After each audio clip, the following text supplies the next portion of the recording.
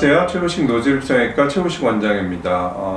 오늘은 우리가 굉장히 난치성 질환 혹은 흉터로 알려져 있는 켈로이드의 치료에 대해서 한번 알아보는 시간을 갖도록 하겠습니다.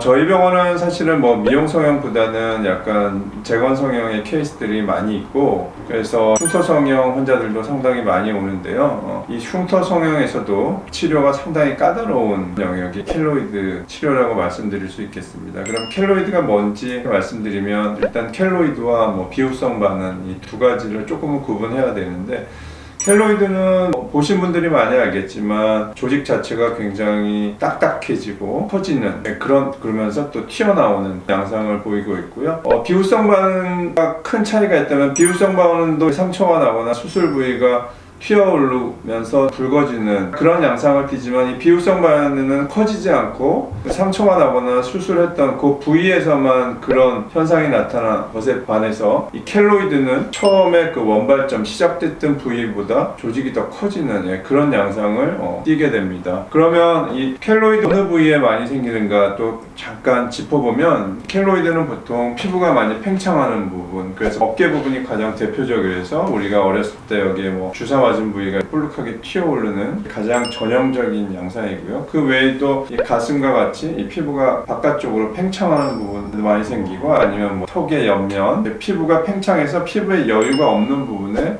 주로 많이 생기게 됩니다. 그리고 여자분들 같은 경우 흔하게 접하는 이제 켈로이드 상처가 제왕절개 수술하고 나서 절개 부분이 튀어오르는 켈로이드 양상을 가장 흔하게 접하게 됩니다. 그리고 그 외에도 귀에 이어링을 했을 때 방울토마토 같이 동그랗게 그런 양상이 가장 우리가 주변에서 흔히 볼 수 있는 켈로이드라고 할 수 있겠습니다. 그럼 켈로이드 치료를 어떻게 하는 것이 좋겠는가? 환자분 입장에서는 너무도 눈에 띄기 때문에 상당히 고통스러운 그런 상처의 영역인데요. 크게는 수술적인 접근과 비수술적인 접근으로 나눌 수가 있을 텐데, 되게 많은 성형외과나 피부과에서 비수술적인 치료를 선호하고 많이 하고 있고요. 물론 저희 병원 역시 그렇다고 말씀드릴 수 있겠습니다. 보통은 스테로이드 주사를 정기적으로 하면 켈로이드 흉터가 많이 안정되면서 점점 평평해지는 그런 효과를 얻을 수가 있기 때문에 이러한 주사요법이 가장 흔하게 활용이 되고요. 논문이나 아니면 어떤 선생님들 같은 경우는 이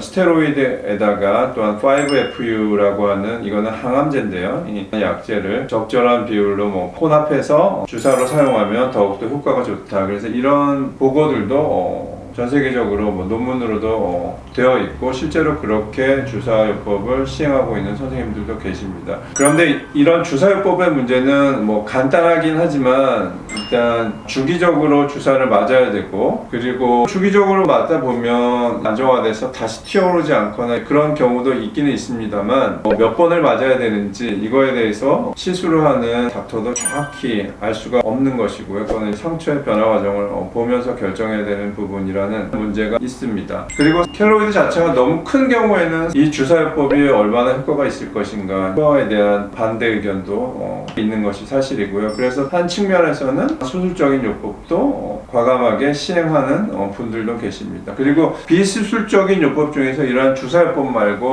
물론 실리콘 젤 시트를 붙여서 눌러놓을 수 있는 부분은 붙이면 튀어오른 부분이 조금 가라앉는다, 이런 의견이 있어서 환자분들이 스스로 할 수가 있는 거기 때문에 환자분들한테 하라고 권해드리고도 있고요. 근데 이런 것들은 그 효과가 미미하기 때문에 조금 더 공격적이고 그냥 일반 환자들이 접근하기 쉽지 않은 방법 중에 이제 방사선 치료가 있는데, 일반적인 방사선 치료에 비해서 방사선 양을 어느 정도 낮춰서 하는 것이기 때문에 안전성에 크게 문제는 없고, 부위가 좀 크거나 아니면 주사요법으로 그렇게 효과가 없거나 켈로이드를 수술적으로 절제하고 직후에 방사선 치료를 하면 상당히 효과가 좋다 보고되고 있고, 실제로 그 프로그램을 시행하는 선생님들도 많이 계십니다. 그렇지만 이런 방사선 기계 자체가 상당히 고가이기 때문에 개인 병원에서 구비하고 있는 곳이 거의 없는 것으로 알고 있고요. 종합병원에 트랜스퍼하는 식으로 해서 치료를 환자분들이 받도록 도와드리고 있습니다. 그 다음에 수술적인 치료에 대해서 말씀드리면, 보통은 이런 피부가 팽창하는 부위 같은 경우는 아까 말씀드린 어깨나 가슴이나 이런 부분은 켈로이드를 잘라내고 다시 당겨서 봉합을 하면 밖으로 벌어지려는 힘 자체가 상당히 크게 작용하기 때문에